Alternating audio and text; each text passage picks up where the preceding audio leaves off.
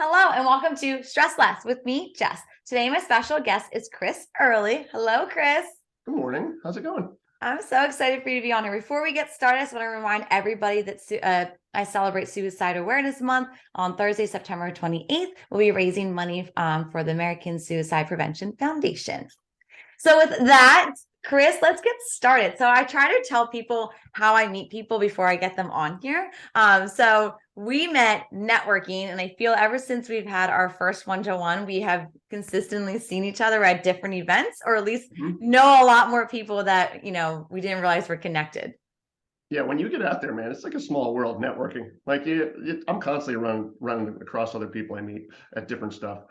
Always, always. Or it's you could throw someone's name in the crowd and they're like, oh wait, I met her this morning or him at this last networking meeting.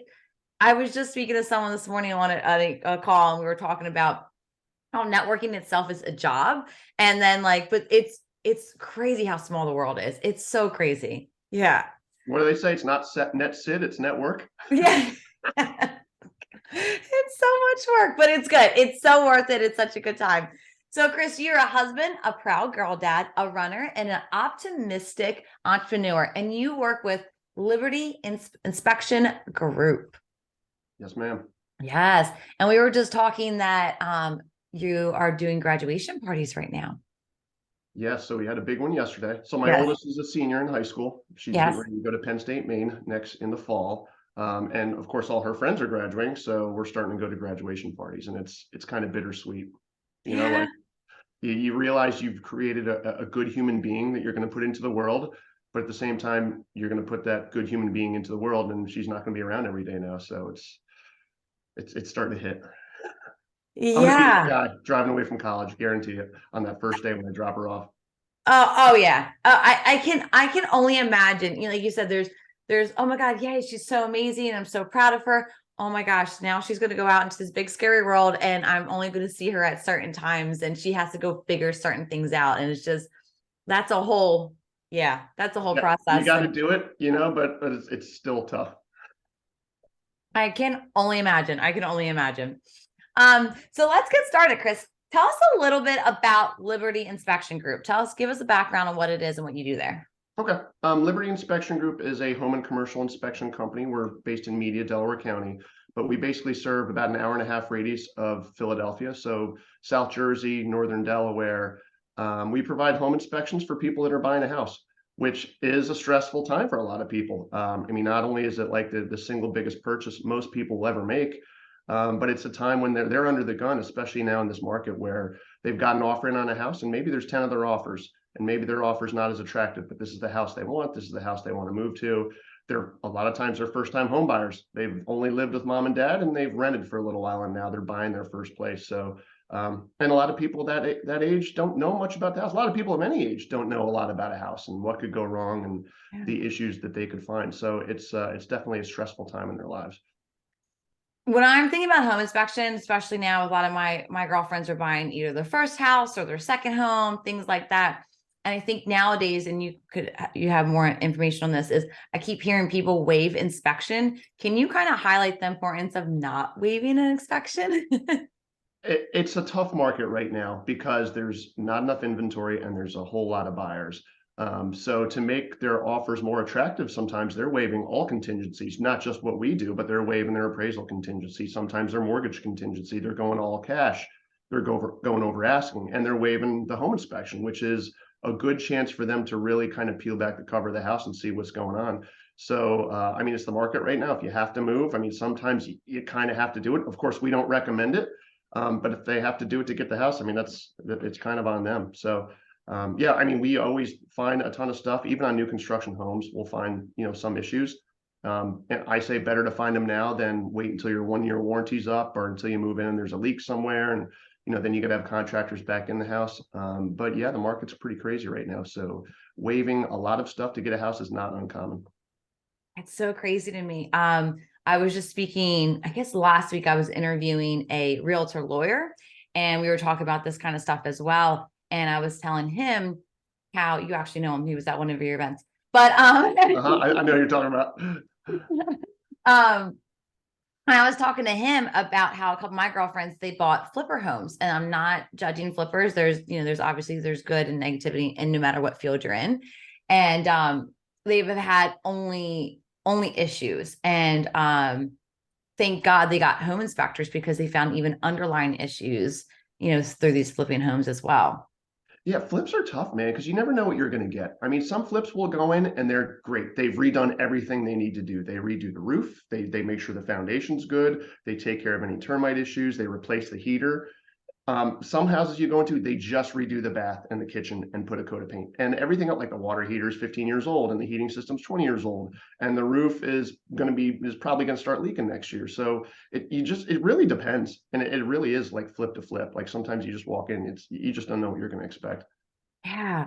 Yeah. It's they both have such dramatic different issues with their flips and stuff. But yeah, it's definitely crazy what you can find in these home inspections. And my brother bought his house right during the pandemic, right? Like, so I mean, we were only months in and no one knew what was happening like during. And yeah, he got a home inspection, but I think because of the way the world was, it was kind of weird and stuff like that. You might But have got a deal on the house. Honestly, like I early on in COVID, those people yeah. were getting deals because everybody was fearful then. Oh, he definitely got one of the houses that were deals because it's we swear we got on this call. I was telling you that he had his wedding there because he has this huge backyard and it was really well done. Now they did do work for sure, but yeah, you just never know what you're getting. You just never know. Yep. And we've all seen these HGTV shows and stuff like that. And so many of our clients come into the home inspection with those kind of expectations. We're going to find all the little like cosmetic stuff, and they want their house just right. Or they've watched like Homes on Homes, the guy who calls Yes, I himself a love home him. inspector, Yeah, I've but seen he's this. really a contractor. He like rips down the ceiling. He's like, oh, these shouldn't be here. Well, you can't do that to a house you don't own. I mean, that's kind of a problem, but those are the expectations of a lot of people too, which is funny. Now that you bring that up, because yeah, again, we've all seen that show, right? Um, what are some real expectations you can ask from a home inspector? Because I think that was another thing a lot of my girlfriends struggled with, when it came to finding issues later on. It was, well, was the home inspector supposed to find this?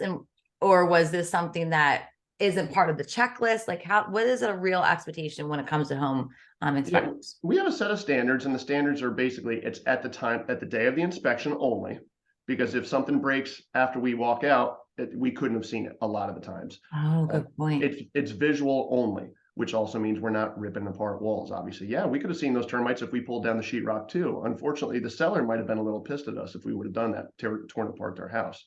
So there's some things that we just can't tell visibly unless we disassemble it. Like, hey, that hot water heater, for instance, is 8 years old. We can't see the inside of it to see that the bottom of that tank might be rusting out. And if there's nothing on the outside of the house, if there's nothing on the outside of the hot water heater that shows leaking or water, we can't tell. We can say, hey, it's 8 years old. You might get 8 to 10 years on a typical hot water heater. It looks fine. It's not defective. But the minute we walk out the door, it could start showing signs of leaking. And now the client's like, well, why'd they get a home inspection? Because this hot water heater's leaking, and now I'm on the hook for it. So it is limited, unfortunately. I wish we could see the future. I wish we could see more behind the walls kind of thing. But we're under certain stipulations that we go into the house when somebody else owns it, and they're giving us permission to do a certain set of things, and that does not include tearing stuff up. So That's a good point. You kind of bring it to like, thinking about the seller at the same time. I think a lot of time we think about the buyer and what's going to happen to them when they actually buy the house. But you're right, that seller still owns that house, and they're one giving you the limitations as well. right. And we have gone a little bit further sometimes, like if we do like a pre-listing inspection, like an inspection for somebody that's getting ready to sell the house, and they could give us permission to say, hey, you can open up that little section down there. You can take that access panel off, even though it's caulked in, or you can, move that insulation aside, because they own it and they've given us permission to do that. But typically when the buyer hires us, it's very limited what we can do. Oh, that makes so much sense. So you own, or you're a franchise with Liberty Inspection Group, is that correct? We are actually getting ready to franchise. So no, when I bought in, Jess, when I got into business 15 years ago, I bought a home inspection franchise. The whole franchise system is out of business now, so we are independent. Wow. But no, we are getting ready to franchise, because I think there's other people in this country that could really benefit from the help we can give them. Wow. Oh, well, congrats, because that's super exciting. Yeah, I'm stoked by it. It's the next the delineation of where we need to go with our I business. love that. What a growth. Yes, Chris. I'm so We'll see. excited. I'm hoping. So you've been with your company for 15 years. You said you first bought it 15 years ago. Yes, yeah. So we were in a franchise system for about 8 years. 8 years in, I got out of the franchise system, and they, like I said, they went downhill, and they're out of business now. But yes, we've been independent for the last 7-ish. So exciting. So as a business owner, I have some stress questions for you. All right. So my first question I like to ask people is, what is the one way your business brings you stress? Uh, Dealing with clients with unreasonable expectations and real estate agents. So to get a real estate license, either you don't have to take a ton of classes that you got to take a test, but I mean, almost anybody can become a real estate agent. Well, there's not a lot of training for them on what to do during the home inspection and how to handle the home inspection. So Oh, some agents will call us up and say, why didn't you put cost estimates in the report? And we have a good reason why we didn't, but they're upset by that. Or they'll call us a week after their client moves in and their client said their hot water heater broke. And they'll say, why didn't you see that hot water heater that broke? It was very obvious to me. So a lot of it is unreasonable expectations by the real estate agents or their clients. So that's tough. And it's just kind of like, hey, we can only see the visual stuff that's visually, easily accessible. We have to set their expectations. But that always pains me because I take pride in what we do. And I always hate to hear that somebody that A, we would have missed something. I mean, we're not perfect, for but sure. B, that, they're angry at us for something that they perceive that we should have seen. Yes, I like that. So I think a lot of people, no matter where they're at in their career or business, I think that's, a lot of people can relate to that for sure. So how do you feel you manage the stress with your day-to-day life, work and day-to-day life? I'd say like a healthy balance. I mean, not even like balance. Balance like means like 50-50 kind of thing, but just more like harmony, make sure everything's still working together between like what I do for work and the networking functions, and my family. I mean, I try to run when I'm healthy. I have like a torn meniscus now in my left knee, so I'm managing that. I tore my ACL like 8 years ago, so I still have, little nicks and dings from that. It doesn't feel quite right, but try to stay physically active, obviously. And I spend a lot of time with my family, very familial. We have family functions all the time. I have two sisters that live close by. My mom's in the Poconos. She comes down every other weekend. So, my immediate nuclear family, we're super close. And then my extended family, we spend a lot of time together. I love that. Family's so important. I love that was part of your bio too. So it definitely shows that. What piece of advice would you give another business owner when it comes to handling stress? I guess proper context, just kind of like knowing where you stand, with everything, with your business, with your personal life, and like comparison. I feel like the more I compare myself to anybody else, whether it's business or as a husband or as a father or whatever, the more stressed I get, the more anxious I get, the more sad I get about myself. So I feel like comparison is like the thief of joy, man. Like I try not to compare myself, and straight up, I'm not on social media a ton because I feel like there is a lot of that. Like, look at me and look what I'm doing. And it's not like a lot of times in a braggadocious kind of way. It's just like, hey, here's what I'm doing. And if you go on Instagram, you're going to see everybody's always having a good time. And somebody somewhere, if you've got a few hundred friends, somebody's always going to be doing something cool that day. And here you are sitting on your couch looking at social media. So I like getting on there, but I don't live on there. I think that's so great how you said it too. We all tend to do that, right? We compare ourselves. If there's somebody in our field that's more successful than us, if there's somebody, maybe there's another dad that you feel like maybe is doing more work for his daughter, right? There's always something that we're comparing ourselves to. And like you said, you can go down that rabbit hole so Mhm. quickly, and you feel it. You carry that. You feel it right in your chest as you're walking around. You're like, oh my gosh, how do I shake this off? So I think that's so well said. Yep. Yeah, and I feel like having your priorities in order is good too. I mean, I've seen a lot of people who have a lot of money, but their marriage isn't great, or they don't have a great relationship with their kids. And listen, I'd like to make money and have, I want to have everything. I'm a big fan of both. I want to have everything, but priority is my marriage, my kids, my company, in that order. And I feel like, well, if I'm not crushing it, making millions, that's okay because my marriage is intact and my kids are good people and I have a good relationship with them. Priorities is so important. I think as a business owner, it can be easily lost, right? You get absorbed up in the business. I have to be on take this call. I have to go to this network meeting. I have to get this done. And, and then a lot of us kind of twist it going, well, I'm doing my business so I can take care of my family, so I can give them the life that they want. Yep. But people kind of overlook, No, they want you part of the life too. It's not just they want the fancy things, they want you there. And I think that can be really easily overlooked. Yep. Okay, so let's get into my favorite. I shouldn't say favorite. I just think the lightning round is just so fun. So, what were you afraid of as a child? Oh, that's a good question. I don't know. Maybe drowning. I don't know. It's the first thing that came to mind. Um, Being trapped under the ice and drowning. I don't know. Isn't that like everybody's like worst fear after public speaking or something? The dark or something or clowns, but drowning. I don't know. It's a speed round. It's the first thing that popped in my head. I like it. Go with it. Go with it. Be you. Be you. Okay. One subject you would like to learn more about. Swimming class. No.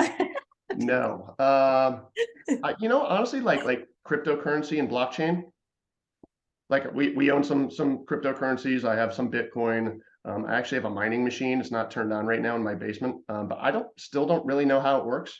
I know that kind of the whole big picture of the mining machine. You're creating new cryptocurrencies and you're supporting the blockchain, but I feel like that is just like a whole new world, man, of like transacting with people. That's going to happen in the future. Oh, for sure. It's coming. What is one of your nicknames?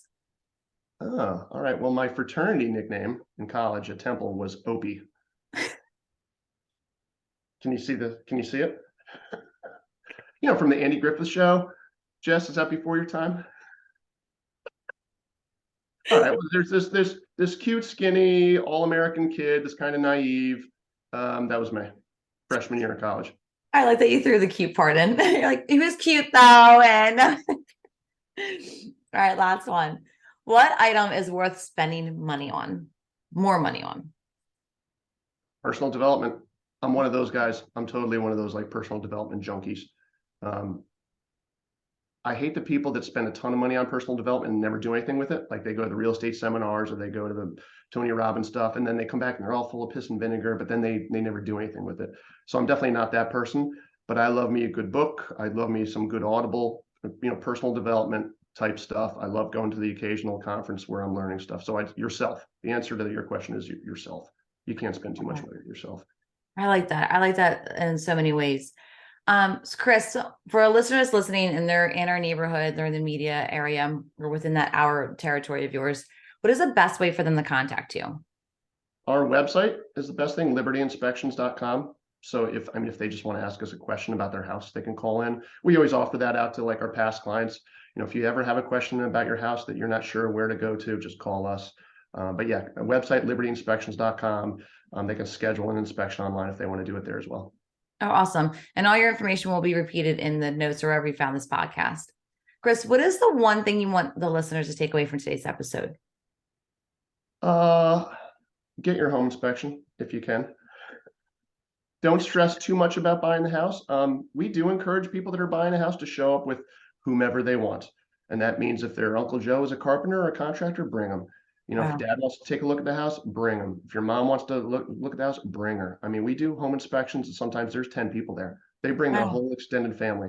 And a lot of times it's a second or third or fourth set of eyes helping us. And it's never a bad thing as far as concerned. We encourage that. Definitely show up to your home inspection. But don't stress. I mean, it's a house. Things are going to happen to a house. It's going to need to be maintained. Especially a lot of the houses around here, they're not new construction. A lot of the houses around here were built in the 40s, 50s, 60s. Yeah. So it's a house. Stuff's going to happen, but any amount of money will fix it. So I mean, some amount of money will fix it. Yeah. I love that you encourage another set of eyes. I feel like most people would think that would cause too much pressure, but I think the way you just said it was another person to look at something. It was another person to open a different cabinet that I didn't get to and things like that. So I love that. Yeah. That's amazing. And like you said, because it's such a stressful situation, maybe that person in our life relieves a lot of their stress. And so I really appreciate that. Chris, I appreciate you so much for coming on today's episode. I had so much fun talking to you. Thank you so much for making time out today. Thanks for having me, Jess. Appreciate it.